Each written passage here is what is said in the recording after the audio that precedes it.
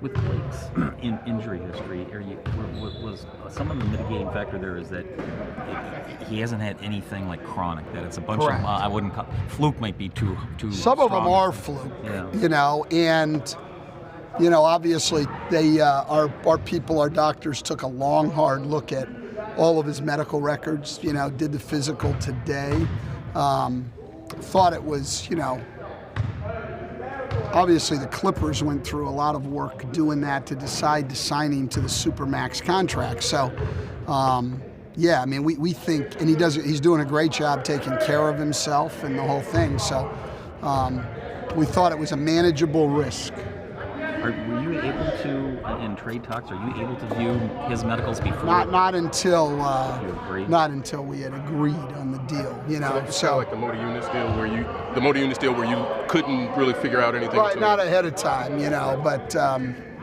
but we did talk on the phone, and quite honestly, I think there was a pretty good trust back and forth. Jeff had I thought it developed a pretty good relationship with Michael Winger out there, and I talked to Lawrence, and so I think everybody was on the up and up, but you still want to see what the doctors said and everything, and then have the physical. So yesterday, you said when you talked to Blake on the phone, you were surprised by how much he knew about you guys. Was that you in the front office or the personnel you guys had on this team that he was? No, personnel on the team. Okay. Yeah.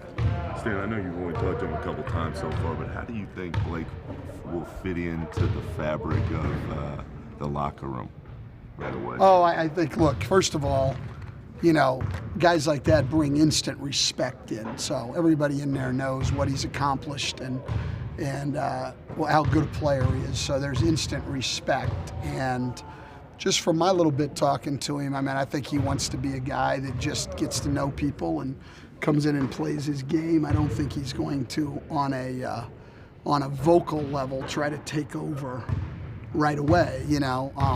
My only point to him is I don't want him to. I don't want that trying to fit in thing to be what he does on the court. And I've seen that happen to guys. They're a little reluctant to have the ball in their hands or be too aggressive offensively and things. Everybody in there knows that's what he was brought here to do. He needs to just play his game. That's why we brought him. I know he's not a similar player to Greg Monroe, but that first year you had Greg and Andre, you played them together, and then you'd get Greg out like midway through the first quarter, and then he would replace Andre. Is that a similar type of blueprint? Well, we haven't decided all that yet, but yeah, I do think there's times where they'll both be on the floor together, but I think I would like to stagger it where most of the time at least one of them's out there on the floor. Yeah. How confident are you that, at least in the short term with Ish, assuming he stays at the point and maybe Stanley at the three, that you'll be able to run more with Blake out there, and it's a different style that you'll have to play with that too? Again, I really think your ability to run more than anything comes down to, can you get stops and rebounds? If you can't get, if the ball's going through the basket, the other team's putting the ball in the basket all the time, you're not going to get a lot of running buckets. So I think it all goes back to defense and rebounding, and I think if we do that, really regardless of who we have on the floor, we're going to be able to run.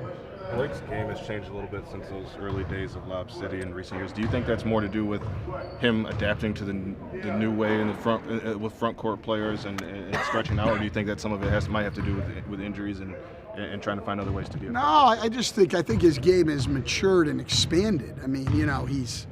He's become, he was a good passer when he came in. He's become a great passer.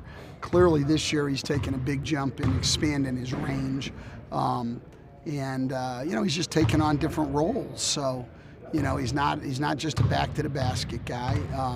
Doesn't have to, he can still get to the rim and get to the free throw line, but he doesn't have to get to the rim on every possession to be effective. He's got a lot of other things he can do.